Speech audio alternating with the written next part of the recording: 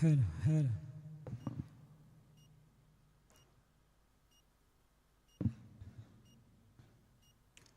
السلام عليكم ورحمة الله وبركاته.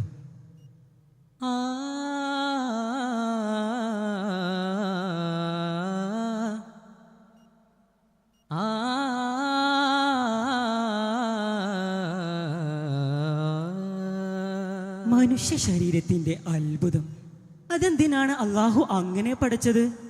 മനുഷ്യ ശരീരം എടുത്തു പരിശോധിച്ചാൽ ശരീരം ഒന്നുള്ളുവെങ്കിലും അവയവങ്ങളെല്ലാം രണ്ടെണ്ണം വീതം കാണാൻ സാധിക്കും. അതെന്തിനാണ് അള്ളാഹു അങ്ങനെ പഠിച്ചത് എന്ന ചോദ്യമാണ് ഇച്ച അദ്ദേഹത്തിൻ്റെ ഈ വിരുദ്ധത്തിലൂടെ നമ്മോട് ചോദിക്കുന്നത്. ഏക്കൊന്നിൽ രണ്ടില്ല, രണ്ടൊന്നിലഞ്ചുണ്ട്, പണ്ടാരി കണ്ടത് വീടാ.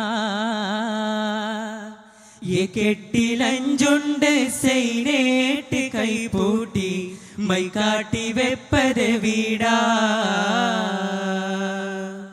ഏക്കെന്ന് പറഞ്ഞാൽ ഒന്ന്, ഒരൊന്ന് ഒന്ന്. ആ ഒന്നിൽ രണ്ടില്ല, എന്നാൽ രണ്ടൊന്നിൽ അഞ്ചുണ്ട്. അഥവാ മനുഷ്യ ശരീരം ഒന്നുള്ളുവെങ്കിലും അവയവങ്ങളെല്ലാം രണ്ടെണ്ണം വീതമുണ്ട്. നാം സഞ്ചരിക്കുന്ന നമ്മുടെ കാലുകൾ, നാം ചലിപ്പിക്കുന്ന നമ്മുടെ കൈകൾ, ഇതെല്ലാം ഒരേ തരത്തിലുള്ള അവയവങ്ങളാണ്. പക്ഷേ രണ്ടെണ്ണം വീതമുണ്ട്. ഓരോ കൈയിലും കാലിലും 5 വിരലുകൾ വീതവുമുണ്ട്. ഇതിൻ്റെ പിന്നിലുള്ള രഹസ്യം എന്താണെന്ന് പണ്ടാരി അഥവാ മനുഷ്യവാഹനം ഇവിടെ മനുഷ്യനെ ഒരു കപ്പലിനോടായി ഉപമിച്ചിരിക്കുകയാണ്.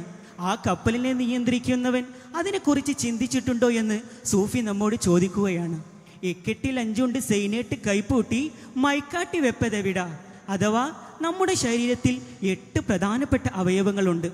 അതിലും പ്രധാനപ്പെട്ട 5 അവയവങ്ങൾ വേറെയുമുണ്ട്.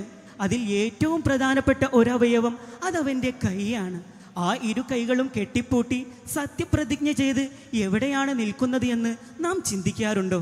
അല്ലാഹു സുബ്ഹാനഹു വ തആല ഈ അനുഗ്രഹങ്ങളെല്ലാം നൽകിയത് അവനെ ആരാധിക്കാൻ വേണ്ടിയാണ്. ആ ആരാധനയിൽ ഏറ്റവും ശ്രേഷ്ഠമായ ആരാധനയാണ് നിസ്കാരം. ആ നിസ്കാരത്തിൽ ഈ 5 പ്രധാനപ്പെട്ട അവയവങ്ങളും ഉൾക്കൊള്ളുന്നുവെന്ന് നാം ചിന്തിക്കാറുണ്ടോ?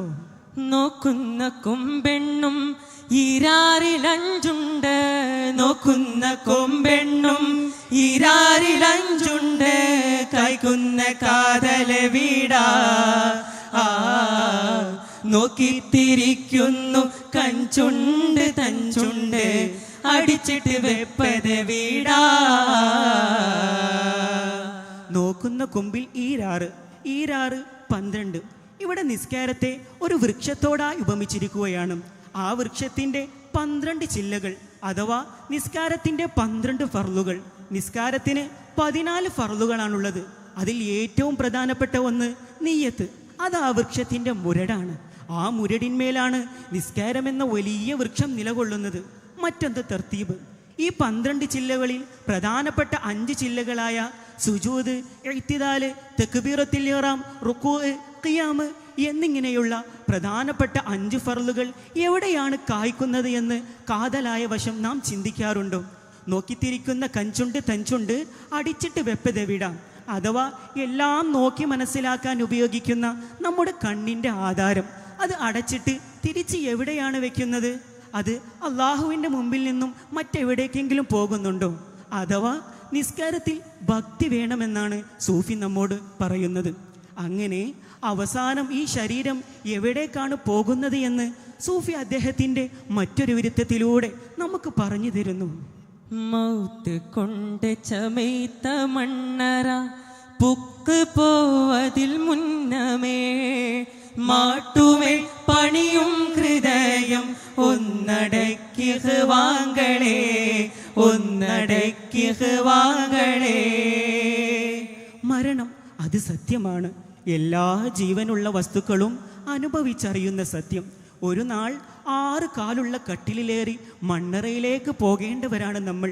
ആ മണ്ണറപ്പോക്കിന് മുന്നേ മാട്ടുമേൽ പണിയും ഹൃദയം ഒന്നടക്കി ഹവാങ്കളെ. മാട്ടുമേൽ പണിയും ഹൃദയം അഥവാ എല്ലാ ആഗ്രഹങ്ങളിലേക്കും ചെരിഞ്ഞ് സഞ്ചരിക്കാൻ സാധ്യതയുള്ളതാണ് നമ്മുടെ ഹൃദയം. വിശുദ്ധ ഖുർആനിൽ ഹൃദയത്തെ ഖൽബ് എന്നാണ് വിശേഷിപ്പിക്കുന്നത്. കൽബ് എന്നാൽ മറിയുന്നത് എന്നർത്ഥം.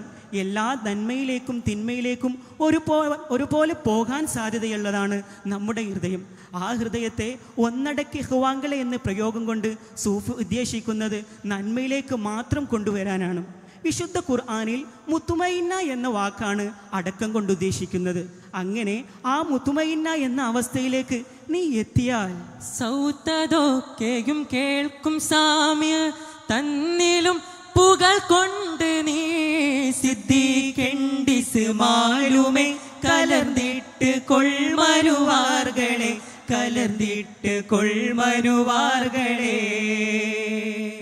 അതായത് അല്ലാഹു സുബ്ഹാനഹു വ തആല പുകഴ്ത്തി പറഞ്ഞവരുടെ കൂട്ടത്തിൽ നിനക്ക് പെടാൻ സാധിക്കും. സിദ്ദീഖിൻ്റെ സുമാലുമേ, സിദ്ദീഖ് എന്ന സ്ഥാനപ്പേരിലേക്ക് നിനക്ക് ഉയരാൻ സാധിക്കും. സിദ്ദീഖീങ്ങൾ അവർ ഔലിയാക്കളിലെ ഉന്നത മർത്തബയിലുള്ളവരാണ്. അവർ എന്നെന്നും ആ നശിക്കാത്ത വീടിനെ കുറിച്ച് അറിവുള്ളവരാണ്. മാത്രവുമല്ല, അവർ അവരുടെ ശരീരത്തിൻ്റെ ഇച്ഛയെ ക്ഷണിക്കുന്ന എല്ലാ ഹവകളിൽ നിന്നും മാറി നിന്നവരുമാണ്. സൂഫി തുടരുകയാണ്.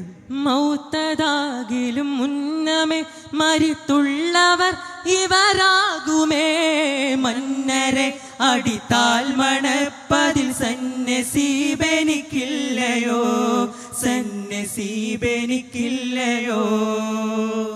മൗത്തതാകിലും മുന്നേ മരിപ്പുള്ളവർ, അവർ മരിക്കുന്നതിന് മുന്നേ മരിച്ചവരാണ്. അവരുടെ മരണവും ജീവിതവും സമമാണ്. അള്ളാഹുവിലേക്ക് ചേരാൻ വെമ്പി നിൽക്കുന്നവർ, അവരുടെ കൂടെ കൂടാൻ സാധിച്ചാൽ അതാണ് വിജയം. അതിനാണ് നാം പ്രയത്നിക്കേണ്ടത്.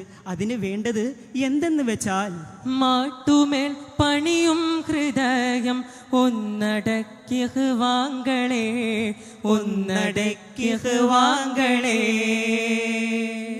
ഹൃദയം മടക്കി മുത്തുമയിന്നയാക്കി വരിക. നാഥൻ തൗഫീഖ് നൽകട്ടെ. ആമീൻ. അസ്സലാമു അലൈക്കും.